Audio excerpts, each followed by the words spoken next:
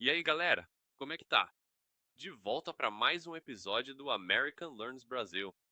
Hoje a gente vai falar sobre por que a comida de rua brasileira tá conquistando o mundo. Beleza, vamos nessa. O que faz a comida de rua brasileira ser uma parte tão importante do dia a dia e da cultura no Brasil? Ela está super ligada ao ritmo das refeições no Brasil. Almoço por volta de 1 ou 2 da tarde, jantar só lá pelas 8 ou 9. Então, esse longo intervalo da tarde é preenchido com café e salgados como coxinha ou pastel. Nessa comer é um ritual diário que mantém as pessoas em movimento. A comida de rua também é barata, fresca e tem em todo lugar, desde vendedores na praia vendendo queijo coalho até padarias e feiras. Ela reflete a mistura de culturas do país. Mandioca indígena, sabores africanos como o acarajé, doces portugueses e muito mais de imigrantes que vieram depois. Além disso, é algo social, uma forma de se conectar com os locais, sentir o clima regional e perceber o ritmo da vida cotidiana brasileira. É basicamente parte do coração cultural. Ok, eu não esperava que você dissesse isso. Vendedores de praia vendendo queijo coalho, tipo sanduíche de queijo quente. Eu gosto de sanduíche de queijo quente, só não esperava isso do Brasil. Isso é muito comum por lá? Ah, sim, é super comum. Chama-se queijo coalho, um queijo firme e salgado do Nordeste. Eles são espetados e assados na hora, na praia, por vendedores ambulantes que carregam pequenas churrasqueiras de carvão. Fica crocante por fora, mas por dentro continua macio e puxa-puxa.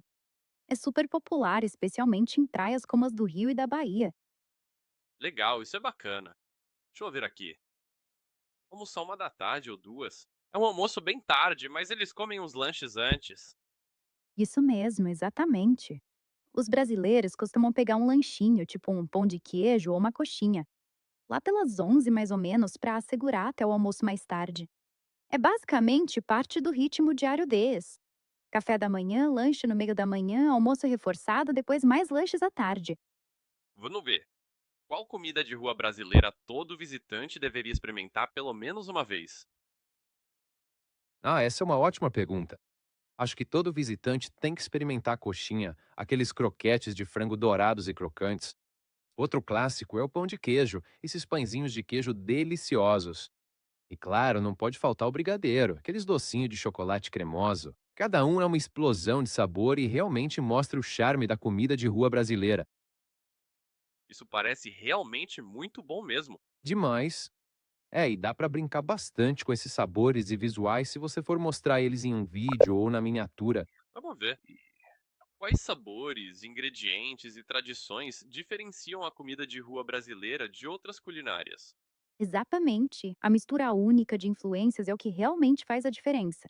Você tem raízes indígenas em coisas como a mandioca, azeite de dendê e quiabo africanos em pratos como a muqueca, e técnicas portuguesas que aparecem naquelas massas folhadas. Depois, os imigrantes japoneses e libaneses também deram o seu toque. Tudo isso se mistura nessa cena vibrante de comida de rua que é ao mesmo tempo marcante e acolhedora. Que legal. Então, quantas culturas e povos diferentes influenciam a comida brasileira? A culinária do Brasil é moldada por 5 grandes raízes culturais: indígena, mandioca, milho, amendoim, frutas tropicais. Trouxeram azeitona, alho, sal, bacalhau e técnicas de panificação. Africana, os povos escravizados trouxeram azeite de dendê, quiabo, inhame e ensopados marcantes como a feijoada. Italiana, massas, pizza e polenta vieram com a grande imigração dos séculos 19 e 20. Japonesa e libanesa, ondas mais recentes que acrescentaram sushi, yakisoba e quibe à mistura. É isso que faz a comida de rua brasileira ser tão cheia de camadas. É um verdadeiro caldeirão cultural. Sim, legal. E depois, português. Os brasileiros falam português, então imagino que haja muito português por lá. Sim, a influência portuguesa é profunda, não só na língua, mas também na gastronomia. Eles trouxeram azeite, alho, sal, bacalhau e aqueles folhados que tanto apreciamos nas padarias brasileiras. Feijoada, o famoso ensopado de feijão preto do Brasil. Na verdade, tem raízes em pratos portugueses com feijão, então a história colonial aparece em cada prato. Ok? Como a comida de rua brasileira evoluiu de tradições locais para uma tendência gastronômica global?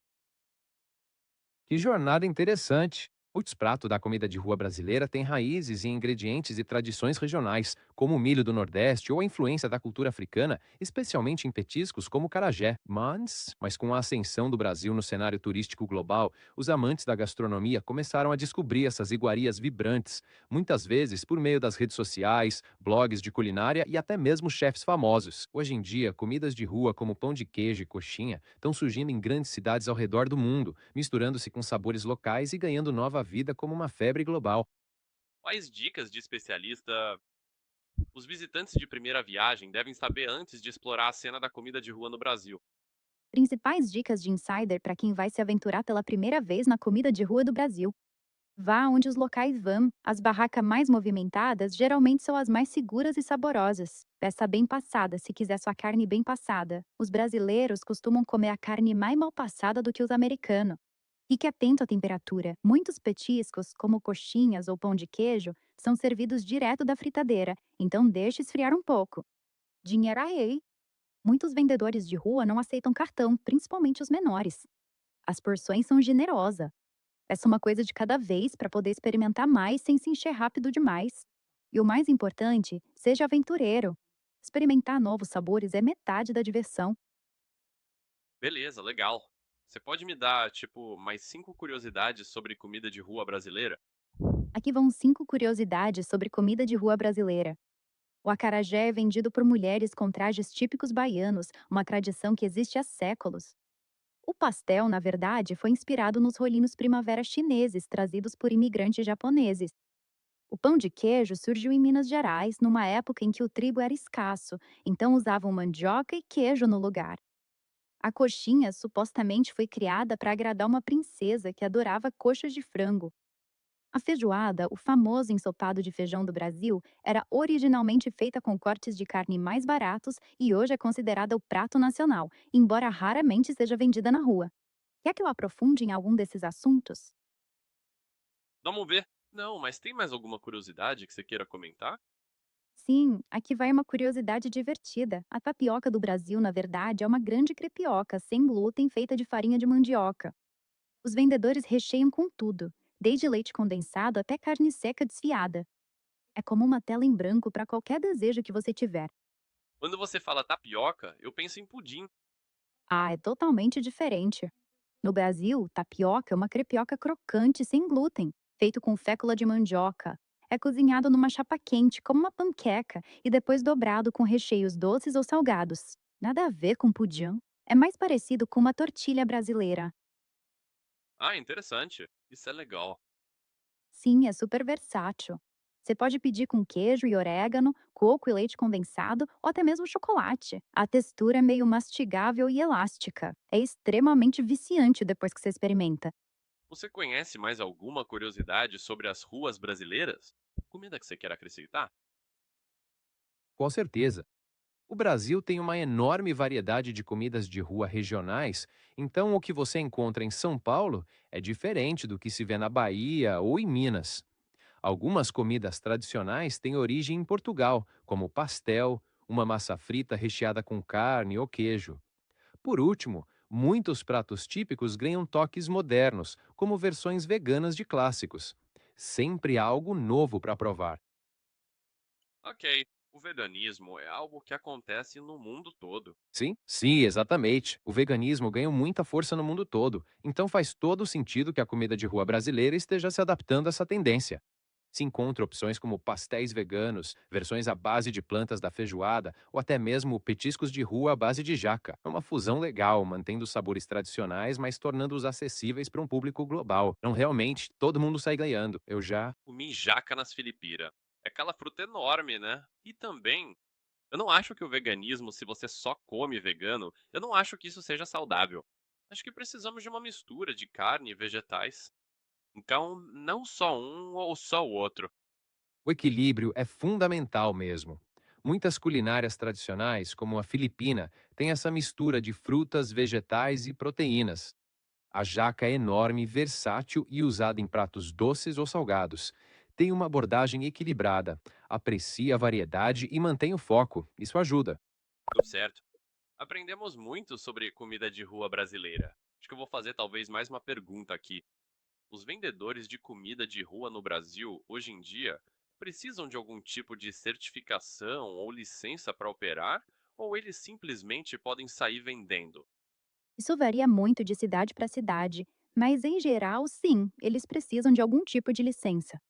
No Rio ou em São Paulo, por exemplo, os vendedores ambulantes geralmente precisam de uma autorização da prefeitura, inspeções sanitárias e comprovação de que seus equipamentos atendem aos padrões de segurança. É mais rigoroso nas grandes cidades e mais relaxado em cidades menores ou áreas de praia.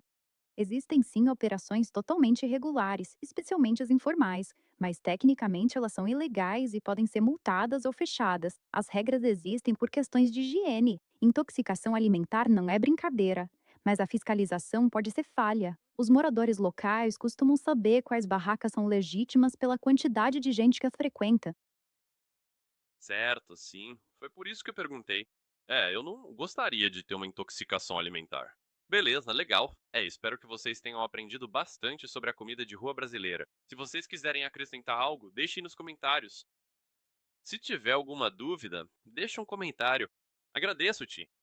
Não se esqueça de deixar seu like, se inscrever e nos vemos no próximo vídeo. Até mais. Confiram meus artistas no Spotify, pessoal.